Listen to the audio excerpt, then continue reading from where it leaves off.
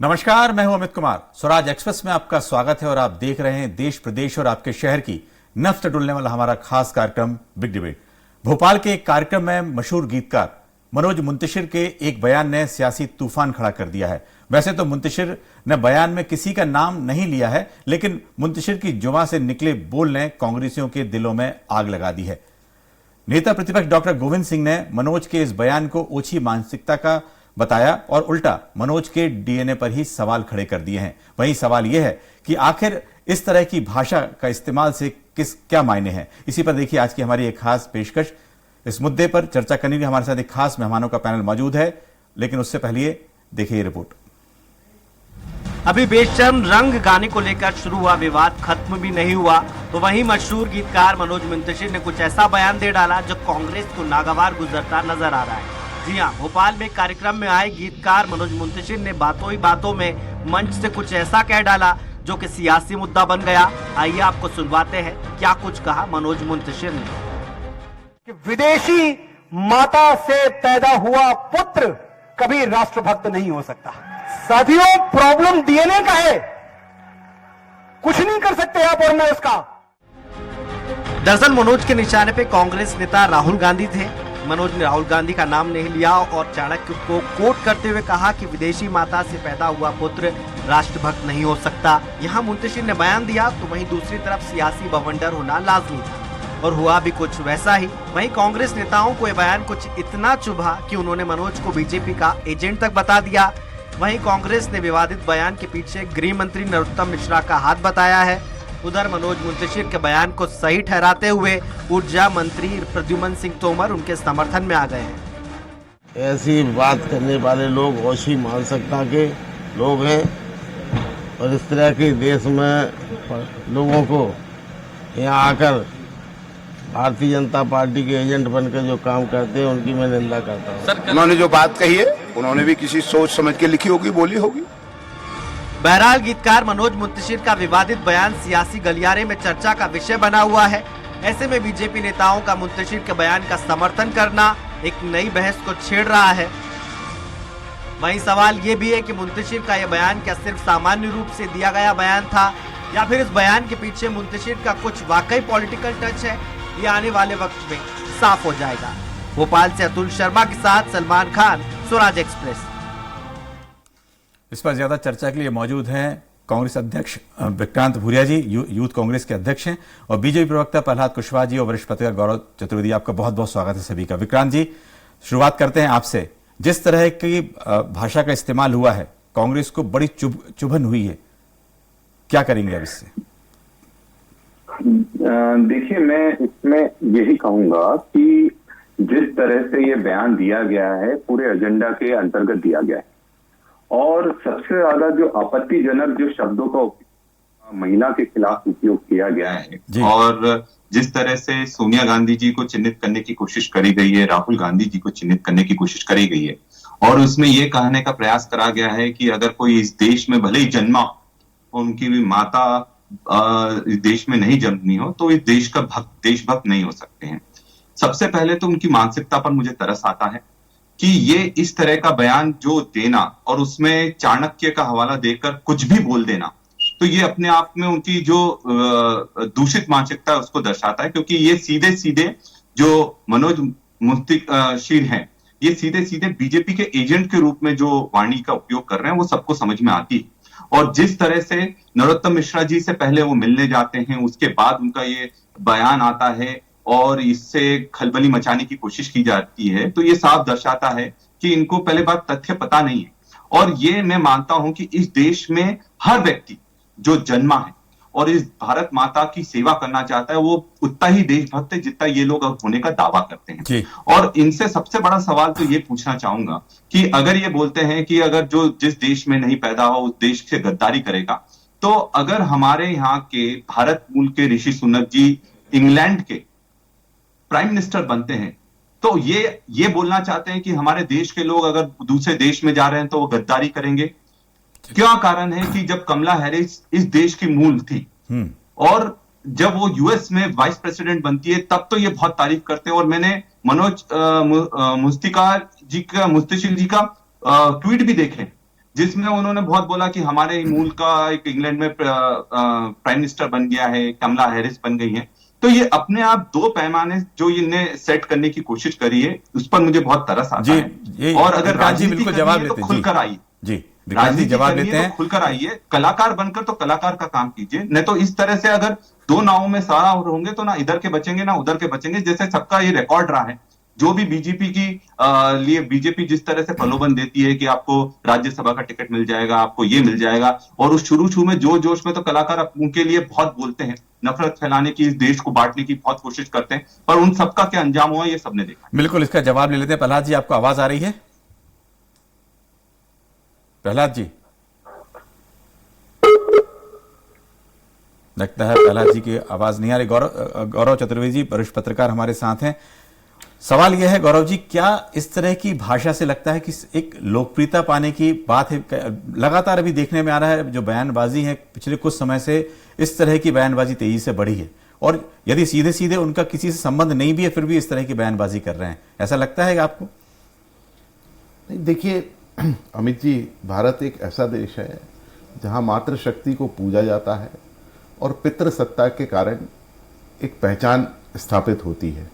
ऐसी परिस्थिति में जब इस तरह के बयान आते हैं तो राजनीतिक परिस्थितियां आपके सामने भी है, मेरे सामने भी हैं, और भाजपा की भी, भाजपा के प्रमुख नेता मोदी जी की भी हैं, और विदेशी मूल की महिला के माध्यम से सोनिया गांधी जी की भी है, कांग्रेस की भी है। तो स्वाभाविक बात है कि आप किस मंच पर बोल रहे हैं, किसी कवि सम्मेलन में बोल रहे होते, किसी निजी कार्यक्रम में बोल रहे होते, तो ये माना जा सकता था कि चूंकि निजी कार्यक्रम है इसलिए उनका एक व्यक्तिगत विचार हो सकता है। लेकिन जब एक राजनीतिक मंच या किसी शासन के आप मंच से इस बात को कह रहे हैं तो स्पष्ट तौर पर प्रतीत होता है कि ये विरोधियों के लिए की गई एक टिप्पणी है। और इस तरह की टिप्पणी किसी लेखक, पत्रकार, कवि, राजनेता और यहां तक मैं आम आदमी की हैसियत पर भी बात करूं तो उसका कहना उचित नहीं होगा, क्योंकि जो हमारे यहाँ की परंपरा है उस परंपरा और संस्कृति का हम यह कहकर अपमान करते हैं। बिल्कुल बिल्कुल, आपने सही बात कही है कि मंच कौन सा था इसका ध्यान है। व्यक्तिगत टिप्पणी यदि आप कहीं पे मुशायरे में कर रहे हैं, कहीं पे आप कर रहे हैं, फिर भी उसका एक अलग मायने लोग निकालते हैं, लेकिन आप उस मंच पे कर रहे हैं तो एक अलग बात है। प्रहलाद जी, आपको आवाज आ रही है?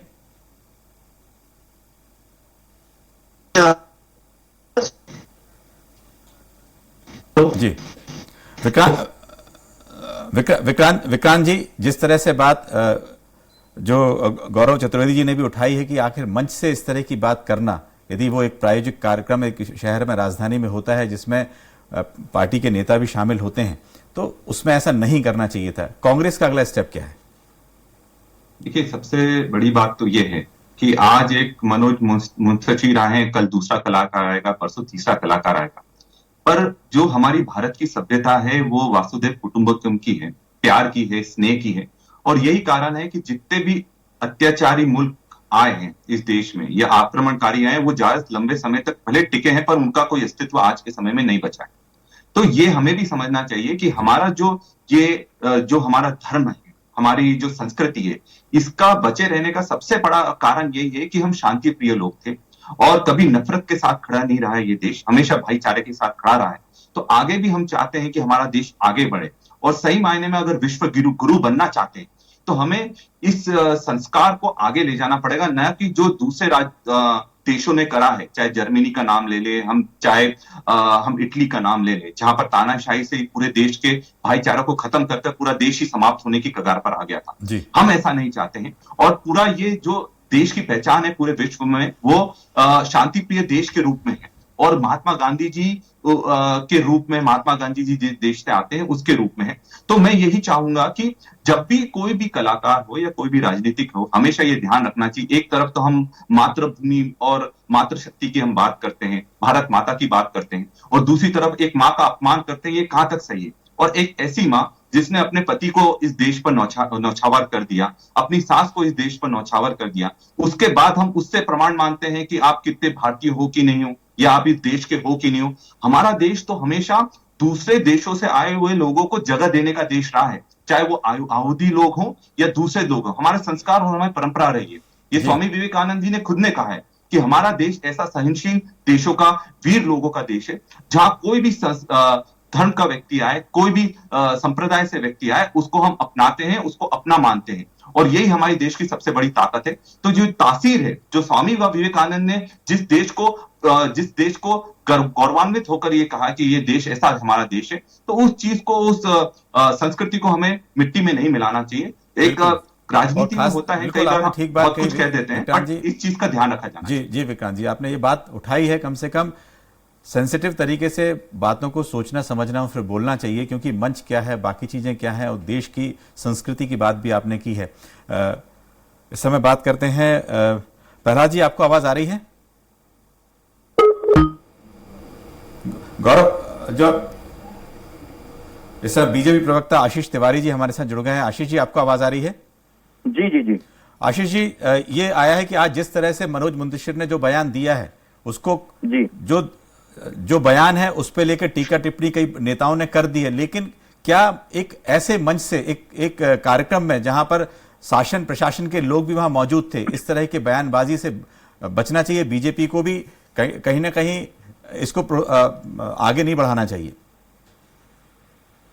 निश्चित तौर पे हम सबको अपने बयानों पे नियंत्रण रखना चाहिए जी, और कोई भी लाइन है, उस लाइन को हमें एक व्यवस्थित तरीके से ही बोलना चाहिए, क्योंकि हम सब एक जिम्मेदार लोग हैं। जी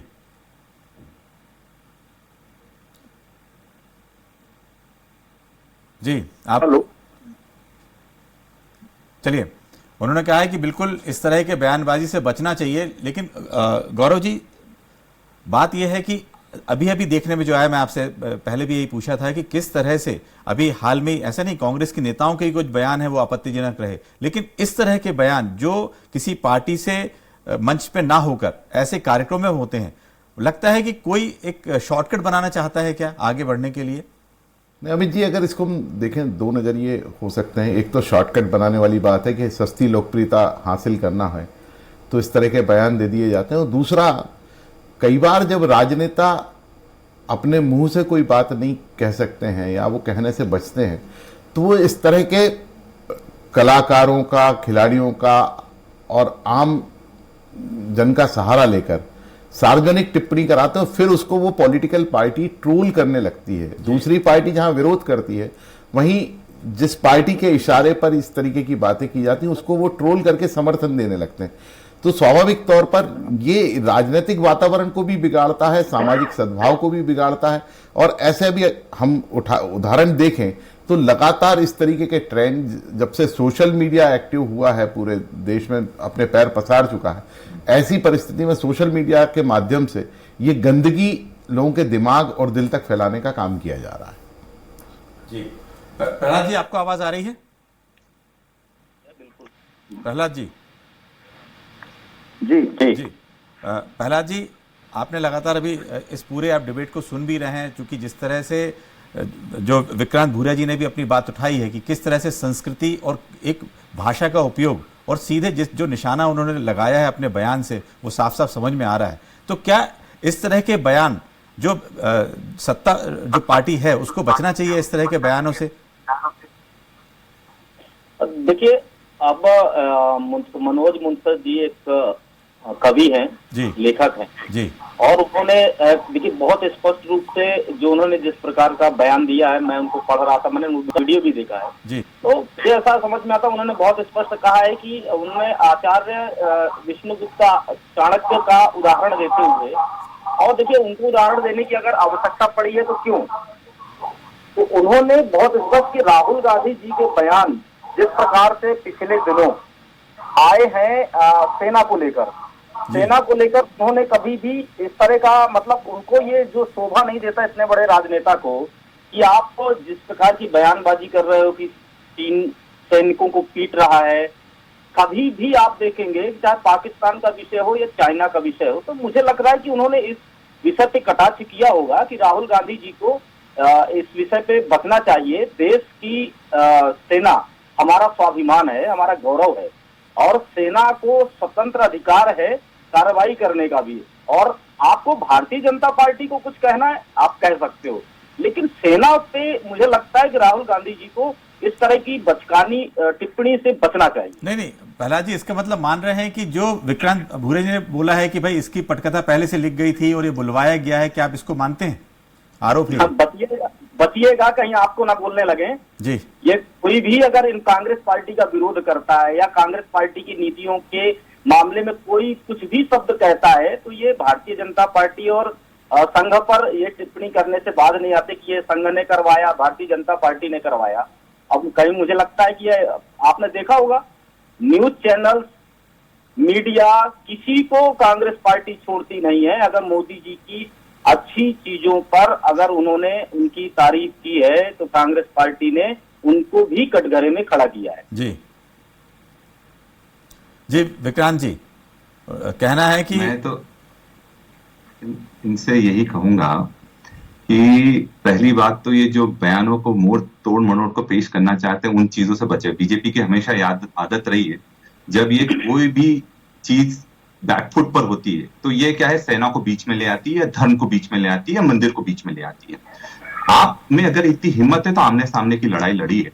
और ये जो आप बोल रहे हैं, सेना को कभी भी राहुल जी ने सेना का कोई अपमान नहीं करा है। और सीधी सी बात है, हमें गर्व है हमारी सेना पर, इस देश पर, इस देश के नागरिक होने पर जो चाइना लगातार जो अतिक्रमण करता जा रहा है, चीजें लेता जा रहा है, सेनाओं के इतने सारे सैनिकों को पहले मार दिया गया था और हमारे प्रधानमंत्री और हमारी सरकार ये बताने में लगे थे कि एक भी हिस्सा ना लिया गया है, ना एक भी हिस्सा किसी को देंगे।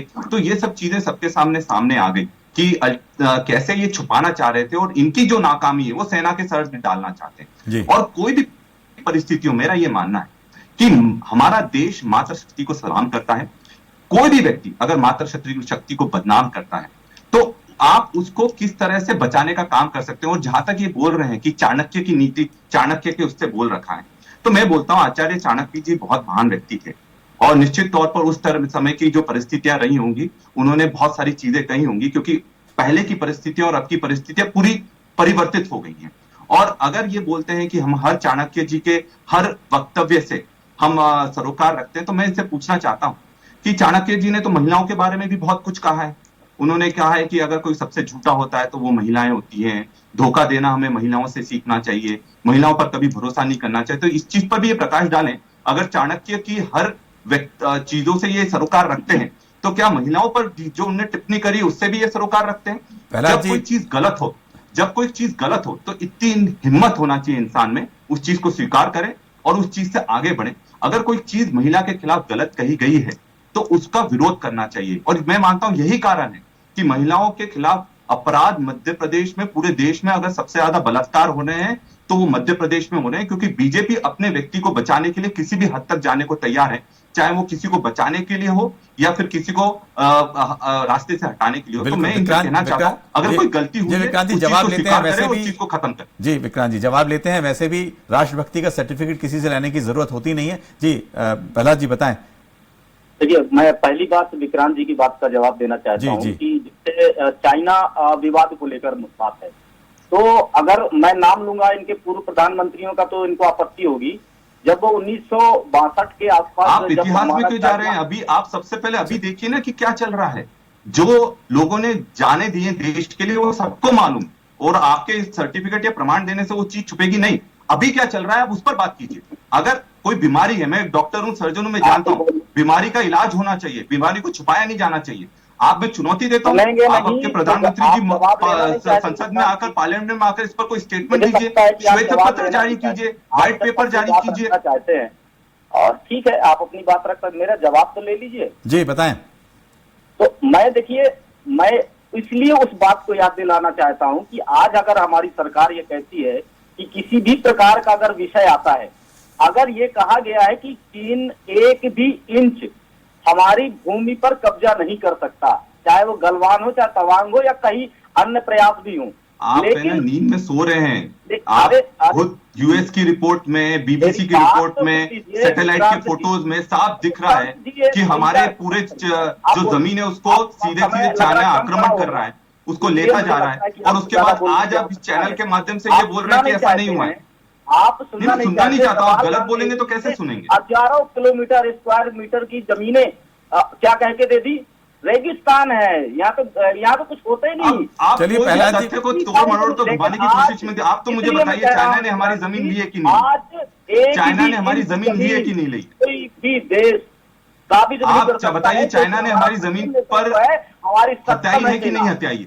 तब करिए विक्रांत जी, ये कांग्रेस पार्टी की सरकार नहीं है, भारतीय जनता पार्टी की सरकार है। भारतीय जनता की पार्टी की सरकार है, तभी लोग हम पर अतिक्रमण करते जा रहे हैं, क्योंकि खुद का स्वाभिमान वो देश के स्वाभिमान से ज्यादा समझने लगे।